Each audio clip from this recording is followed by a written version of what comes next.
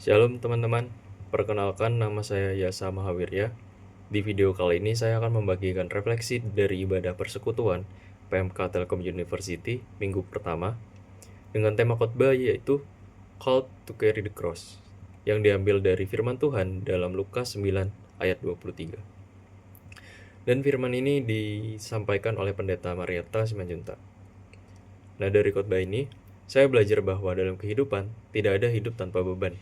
Semua orang pasti memiliki masalah, pergumulan, dan atau tekanan dalam hidupnya masing-masing. Namun yang menarik adalah Tuhan tidak pernah menjanjikan hidup tanpa masalah, tetapi Tuhan mengajarkan kita bagaimana menjalani hidup dengan benar di tengah masalah itu. Yesus berkata pada Lukas 9 ayat 23 bahwa setiap orang yang mau mengikut Dia harus menyangkal diri, memikul salib setiap hari, dan mengikut Dia. Lalu saya mulai berpikir, apakah sebenarnya arti memikul salib? Nah, dari khotbah ini saya mendapat beberapa poin penting. Yang pertama, salib itu ada dan salib itu ada. Jangan pura-pura baik-baik saja. Seringkali kita berusaha terlihat kuat di depan orang lain, seolah-olah hidup kita baik-baik saja. Padahal kenyataannya, kita bisa saja sedang capek, cemas, bahkan terluka. Di sini, saya belajar bahwa Tuhan tidak meminta kita untuk berpura-pura kuat, tetapi justru mengajak kita untuk jujur terhadap kondisi diri kita sendiri. Bahkan dalam Alkitab, tokoh seperti Nabi Elia dan Daud juga pernah mengalami kelelahan, dan kesedihan yang mendalam. Artinya, merasa lelah, cemas, atau tertekan itu bukan tanda iman yang lemah, tetapi bagian dari perjalanan hidup manusia. Yang penting adalah kita tidak menutupinya dengan kepalsuan, melainkan datang kepada Tuhan dengan kejujuran. Karena seperti yang disampaikan, kejujuran adalah fondasi dari pertumbuhan. Yang kedua, memikul salib. Memikul salib bukan berarti menanggung semuanya sendiri. Ini poin yang cukup menegur saya secara pribadi. Kadang saya merasa kalau harus menyelesaikan semua masalahnya sendiri tanpa mau cerita atau meminta bantuan orang lain. Padahal bahkan Yesus sendiri dalam perjalanan memikul salibnya, dia dibantu oleh Simon dari Kirene. Dari sini saya belajar bahwa meminta bantuan bukanlah kelemahan, tetapi bagian dari rencana Tuhan. Selain itu, ada kalimat yang sangat bagus yang masih saya ingat yaitu kamu tidak bisa menuang dari gelas yang kosong. Kamu tidak bisa menuang dari gelas yang kosong. Artinya, kita juga perlu menjaga diri kita, baik secara fisik, mental, maupun rohani, bukan hanya untuk diri sendiri, tetapi supaya kita tetap bisa menjadi berkat bagi orang lain. Dan yang ketiga, mengikut Yesus berarti ada arah, tujuan, dan harapan. Nah, sering muncul pertanyaan, kenapa hal-hal buruk bisa terjadi di dalam hidup kita? Dari khotbah ini saya belajar bahwa masalah dan penderitaan tidak terjadi tanpa tujuan. Semua itu dipaksa Tuhan untuk membentuk karakter kita, menguatkan iman kita, dan membuat kita menjadi pribadi yang lebih baik. Hal ini juga dikuatkan dalam Roma 8 ayat 18 bahwa penderitaan saat ini tidak sebanding dengan kemuliaan yang akan datang. Jadi ketika kita memikul salib, itu bukan akhir dari segalanya, melainkan bagian dari proses menuju sesuatu yang lebih besar. Nah, secara pribadi khotbah ini sangat relevan dengan kehidupan saya. Ya, ini refleksi pribadi. Nah, saya menyadari bahwa selama ini saya sering mencoba terlihat baik-baik saja, padahal sebenarnya ada banyak yang saya pikirkan dan rasakan. Kadang juga saya memilih untuk diam dan menyelesaikan semuanya sendiri tanpa mau terbuka ke orang lain. Dan melalui firman Tuhan ini saya belajar bahwa tidak apa-apa untuk merasa lelah, tidak apa-apa untuk mengakui bahwa saya sedang tidak baik-baik saja, dan tidak apa-apa untuk meminta bantuan. Selain itu, saya juga diingatkan bahwa setiap masalah yang saya hadapi bukan kebetulan, melainkan bagian dari proses Tuhan dalam membentuk hidup saya. Dan yang paling penting, saya belajar bahwa mengikut Tuhan itu bukan jalan yang mudah, tetapi itu adalah jalan yang penuh makna, tujuan, dan harapan. Sebagai penutup dari ibadah minggu pertama ini, saya menyimpulkan bahwa memikul salib bukan berarti hidup kita berat tanpa harapan, tetapi justru menjadi bukti bahwa kita sedang berjalan bersama Tuhan. Dan kedepannya saya ingin belajar untuk lebih jujur terhadap diri saya, lebih terbuka kepada orang lain, dan lebih percaya bahwa Tuhan punya rencana dalam setiap proses kehidupan saya. Sekian refleksi dari minggu pertama. Untuk dokumentasinya akan saya tampilkan setelah ini.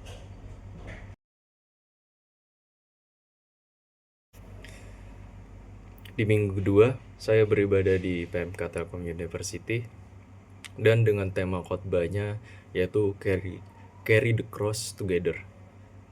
Diambil dari firman Tuhan dalam Yohanes 17 ayat 21 sampai 22. Nah, firman ini disampaikan oleh Eri Jaspar Hasudungan, MT. Nah, di dalam khotbah ini saya belajar bahwa memikul salib bukan hanya soal hubungan pribadi dengan Tuhan, tetapi juga tentang bagaimana kita hidup bersama-sama sebagai satu kesatuan dalam Kristus. Di Yohanes 17 ayat 21 sampai 22, Yesus berdoa kepada Bapa di surga. Dan yang menarik adalah Yesus mengulang permohonannya beberapa kali. Artinya, doa tersebut memiliki makna yang sangat dalam dan penting. Nah, isi dari doa itu adalah supaya semua orang percaya menjadi satu. Dari sini, saya belajar bahwa kesatuan itu bukan hal yang otomatis terjadi, tetapi sesuatu yang harus dijaga dan diperjuangkan. Ya, tetapi sesuatu yang harus dijaga dan diperjuangkan. Kenapa kesatuan itu penting? Karena dalam kehidupan ini akan selalu ada momen di mana pertama, pikiran kita terganggu, kedua, iman kita dipertanyakan, dan ketiga, bahkan kita mulai ragu terhadap kebenaran. Seperti yang disampaikan di zaman sekarang ini, banyak orang mulai menggeser kebenaran absolut menjadi kebenaran yang relatif. Termasuk juga pertanyaan-pertanyaan seperti apakah Yesus benar-benar Tuhan. Disinilah pentingnya kesatuan dalam iman. Karena ketika kita hidup dalam komunitas yang benar, kita memiliki support system yang saling menguatkan. Kesatuan itu berarti memiliki satu pondasi, satu akar, dan Yesus sendiri menjadi pusat dari semuanya. Selain itu, saya juga belajar bahwa hidup di akhir zaman tidaklah mudah. Dalam 2 Timotius pasal 3 ayat 1-2 dijelaskan bahwa akan datang masa yang sukar di mana manusia lebih mencintai dirinya sendiri dan menjauh dari Tuhan. Ini menjadi pengingat bahwa tanpa kesatuan dan tanpa Tuhan, kita bisa dengan mudah terseret oleh arus dunia. Nah, hal lain yang sangat menarik bagi saya adalah bagaimana kita diajak untuk menjadi Yesus sebagai mentor dalam hidup kita. Nah, artinya kita tidak hanya sekedar percaya, tetapi benar-benar menjadi Yesus seperti pusat keputusan. Yesus sebagai pusat keputusan. Arah hidup dan cara kita berpikir ketika kita hidup seperti itu, maka tubuh kita menjadi bait roh kudus, tempat Tuhan berdiam. Dan dari situ kita bisa meminta kepada Tuhan berbagai karunia roh seperti yang tertulis dalam Yesaya 11 ayat 2, yaitu roh hikmat, roh pengertian, roh nasihat, roh pengenalan akan Tuhan, roh takut akan Tuhan, dan roh kekuatan dan roh kesalehan. Semua ini diberikan supaya kita bisa hidup sesuai dengan kehendak Tuhan dan tetap kuat dalam iman. Untuk refleksi pribadinya dari khotbah ini, saya pribadi merasa diingatkan tentang pentingnya komunitas. Nah, selama ini saya kadang merasa bahwa hubungan dengan Tuhan itu tidak cukup dilakukan secara pribadi saja, tetapi ternyata saya juga harus membutuhkan orang lain untuk berjalan bersama dalam iman. Saya menyadari bahwa ketika saya sendiri, saya lebih mudah merasa ragu, lemah, dan kehilangan arah. Tetapi ketika saya berada dalam komunitas seperti PMK, saya merasa lebih dikuatkan dan diingatkan kembali tentang kebenaran. Selain itu, saya juga belajar untuk mulai menjadikan Yesus sebagai mentor dalam hidup saya, bukan hanya sebagai Tuhan yang saya sembah, tetapi juga sebagai pribadi yang saya ikuti dalam setiap keputusan hidup. Dan saya juga ingin mulai lebih peka terhadap pekerjaan Roh Kudus dalam hidup saya, dan meminta hikmat, pengertian, dan kekuatan dari Tuhan dalam menjalani setiap proses kehidupan. Sebagai penutup, dari ibadah minggu kedua ini saya belajar bahwa memikul salib bukanlah perjalanan yang dilakukan sendiri, melainkan bersama-sama dalam kesatuan di dalam Kristus. Nah, kesatuan itu penting agar kita tetap kuat, tidak mudah goyah, dan tetap berpegang kepada kebenaran di tengah dunia yang terus berubah-ubah. Dan kedepannya, saya ingin belajar untuk lebih menghargai komunitas rohani, menjaga kesatuan dengan sesama, dan menjadikan Yesus sebagai pusat dalam hidup saya. Sekian untuk refleksi minggu kedua. Untuk dokumentasinya akan ditampilkan setelah ini.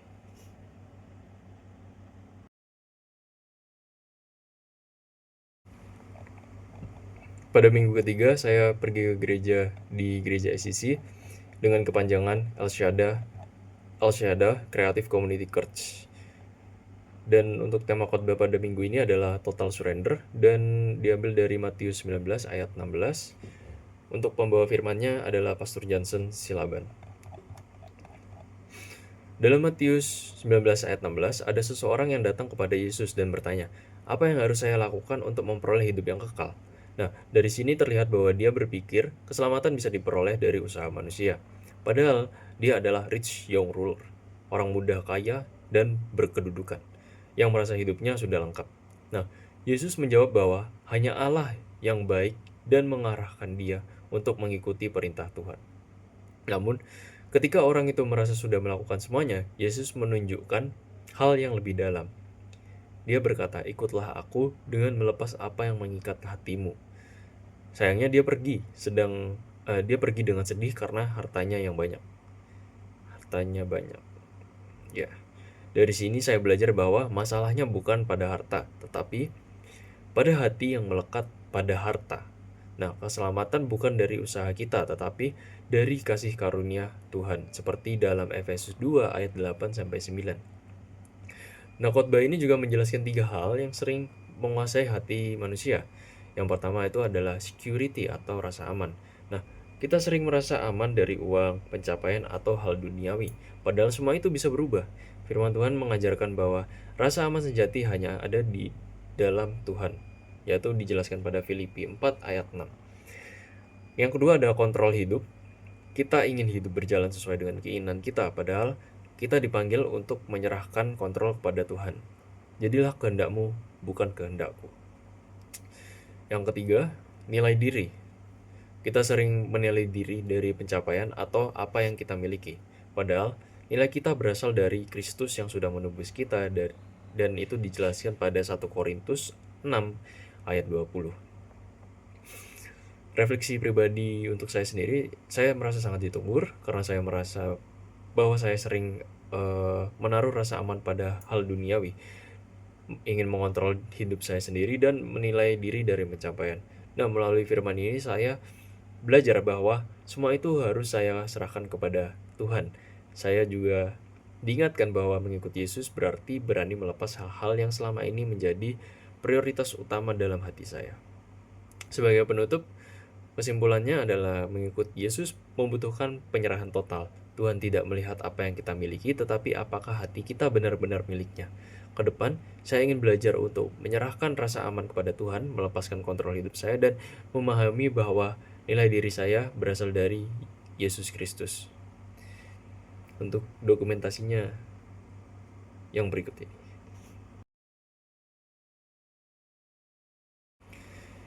Shalom, di minggu keempat ini saya masih di gereja ECC atau El Shaddai Creative Community Church dengan tema khotbah pada minggu ini adalah Giving My Best dan pembawanya ada Pastor Winston Yeskiel.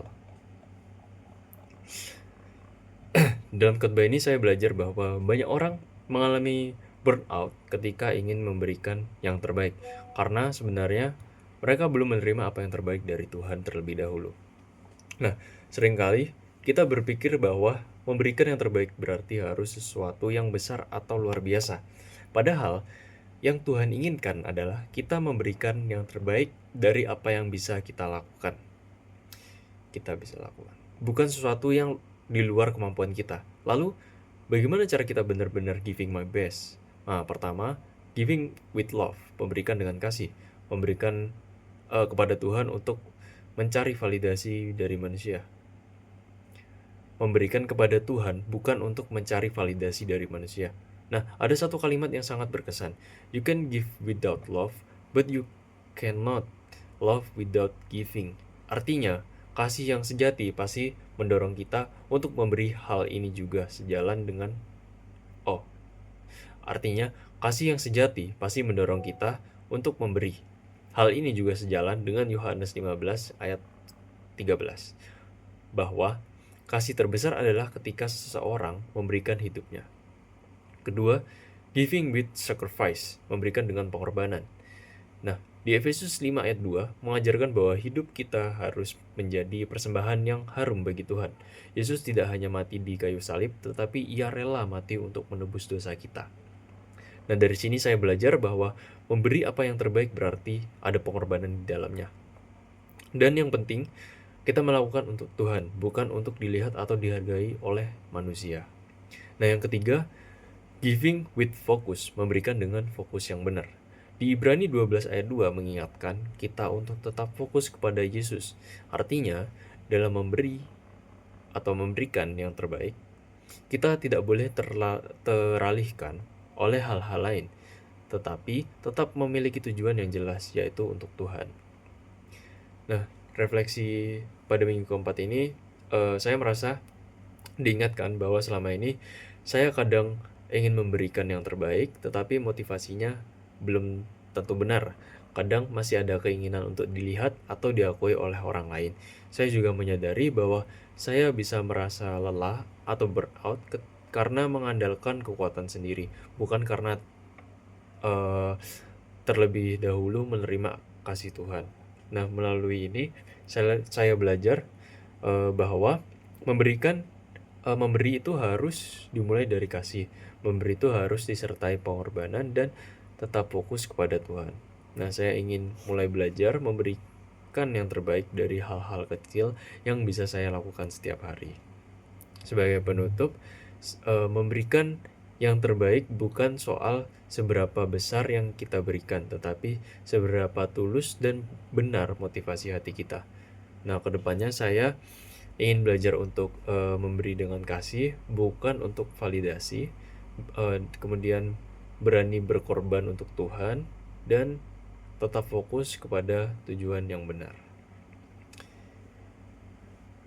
Berikut adalah dokumentasi dari minggu keempat.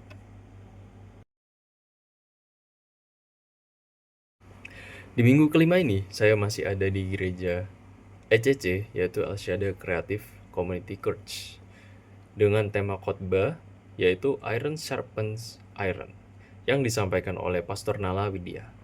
Nah, dalam khotbah ini saya belajar bahwa kehidupan sebagai orang percaya tidak bisa dijalankan sendiri, seperti konsep besi menajamkan besi.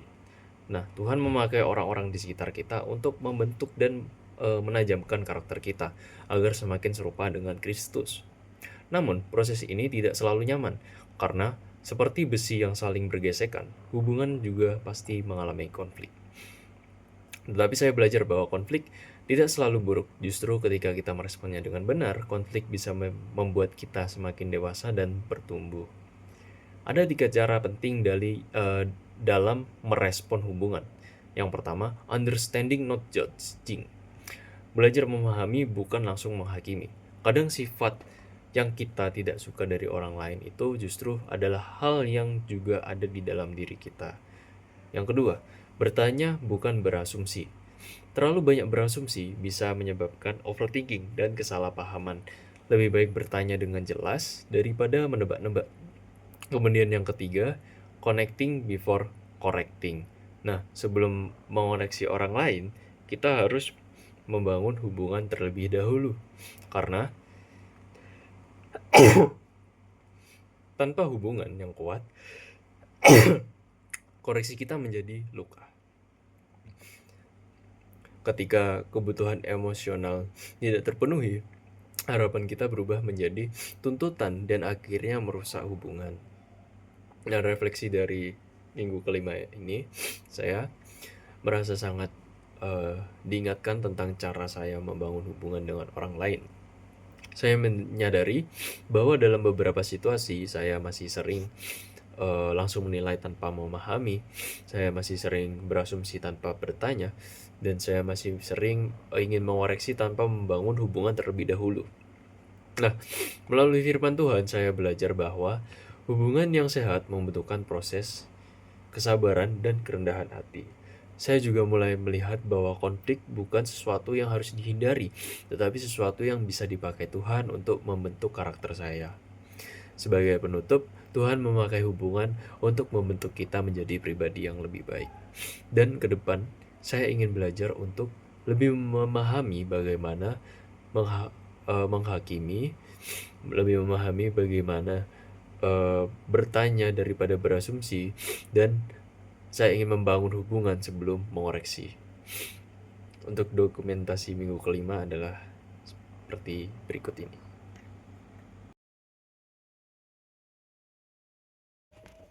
Shalom, pada minggu ke-6 saya bergereja di gereja ECC Al-Syadah Creative Community Church dengan tema khotbahnya adalah kasih sejati dan pembawanya Pastor Johnson Silaban.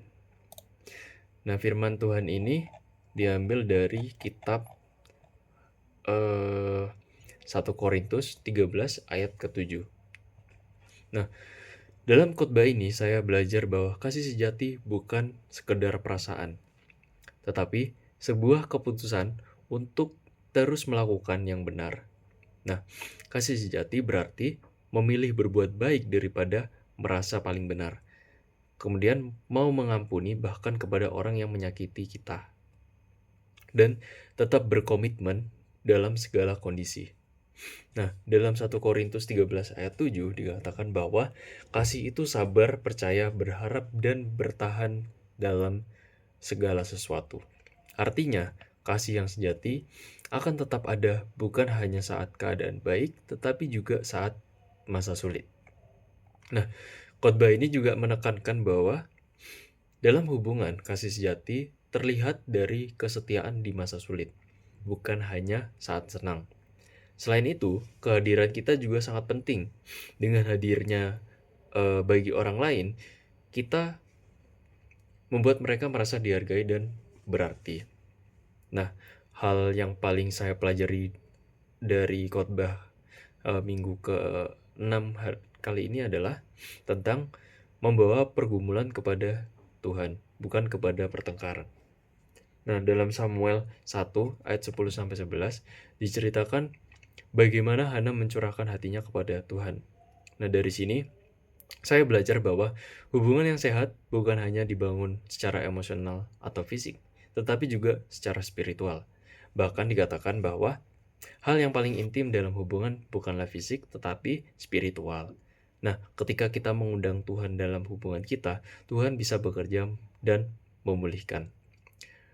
Dan satu hal yang sangat berkesan bagi saya adalah doa mungkin tidak selalu langsung mengubah keadaan, tetapi selalu mengubah hati kita menjadi lebih kuat. Dari khotbah ini saya merasa diingatkan bahwa selama ini saya masih sering melihat kasih hanya sebagai perasaan. Padahal kasih yang sejati membutuhkan komitmen dan tindakan nyata. Saya juga menyadari bahwa dalam menghadapi masalah, kadang saya lebih fokus pada emosi atau reaksi daripada membawa semuanya kepada Tuhan. Nah, melalui firman ini, saya belajar untuk lebih mengampuni, lebih sabar dalam hubungan, dan lebih mengandalkan Tuhan dalam setiap pergumulan. Sebagai penutup, kasih sejati adalah kasih yang tetap bertahan, mengampuni, dan setia, bahkan dalam masa sulit. Dan ke depan, saya ingin belajar untuk menghidupi kasih dalam tindakan, bukan hanya perasaan. Kemudian, saya ulangi, ke depannya, saya ingin belajar untuk menghidupi kasih dalam tindakan, bukan hanya perasaan, membawa setiap pergumulan dalam doa, dan melibatkan Tuhan dalam setiap hubungan saya. Untuk dokumentasinya, setelah yang satu ini.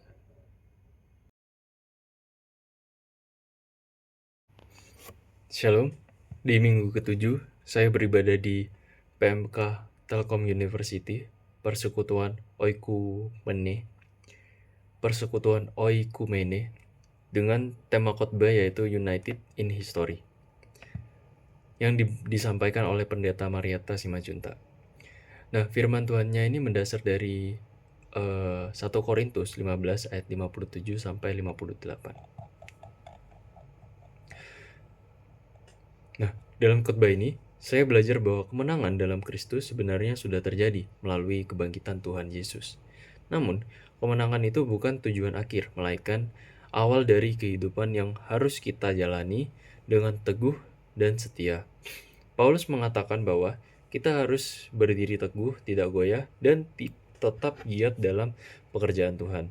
Nah, kata goyah di sini diibaratkan seperti gempa, artinya kehidupan kita bisa terguncang oleh banyak hal. Dari sini, saya belajar tentang identitas.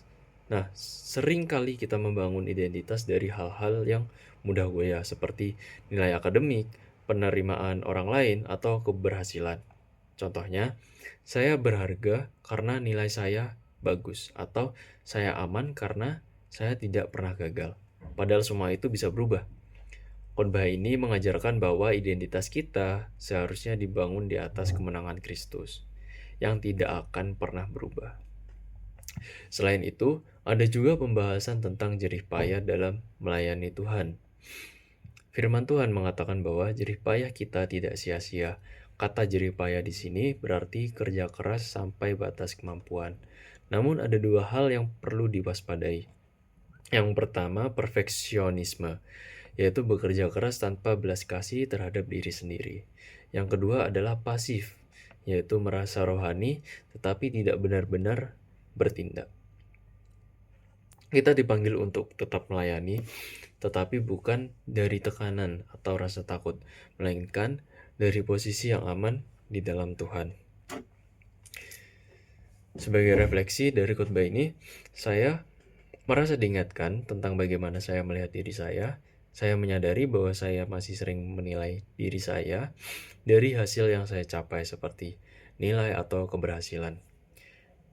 Ketika hasil itu baik bagi saya merasa percaya diri, dan ketika tidak, saya merasa goyah.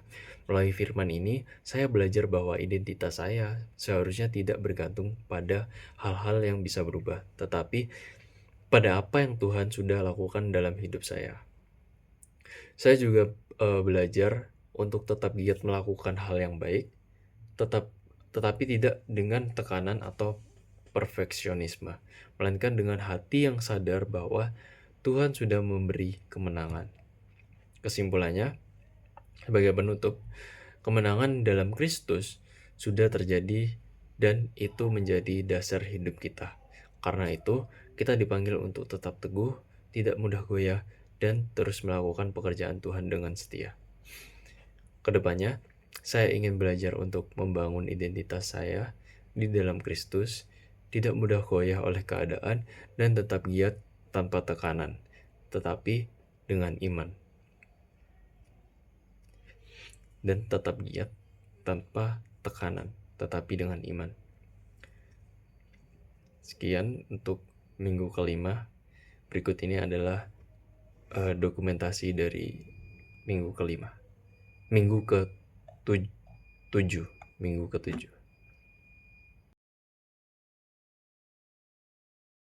Shalom, di minggu ke-8 ini saya beribadah di gereja ECC, yaitu El Shaddai Creative Community Church, dengan tema khotbah pada minggu ini adalah Deeper Relationship with God, yang disampaikan oleh Pastor Winston Yaeskiel, dan firman ini diambil dari Yeremia 9 ayat 23 sampai 24. Dalam khotbah ini, saya belajar bahwa hal yang paling penting dalam hidup adalah mengenal Tuhan secara pribadi. Dikatakan bahwa di dunia ini hanya ada dua tipe orang, mereka yang mengenal Tuhan dan yang tidak, dan hal ini sangat menentukan arah hidup kita. Orang yang tidak mengenal Tuhan biasanya menjadikan kebahagiaan sebagai prioritas utama, fokus pada hal-hal duniawi, dan mudah khawatir dalam menghadapi situasi. Sedangkan orang yang mengenal Tuhan hidup untuk menyenangkan Tuhan, memprioritaskan panggilan Tuhan, dan memiliki damai meskipun dalam keadaan sulit. Nah, firman Tuhan dalam Yeremia 9 ayat 23-24 juga mengingatkan bahwa Tuhan tidak tertarik pada keyakinan, Tuhan tidak tertarik pada kekayaan, posisi, atau kepintaran, tetapi pada orang yang mengenal Dia. Namun, mengenal Tuhan bukan sesuatu yang otomatis terjadi, diperlukan usaha yang sungguh-sungguh dari kita.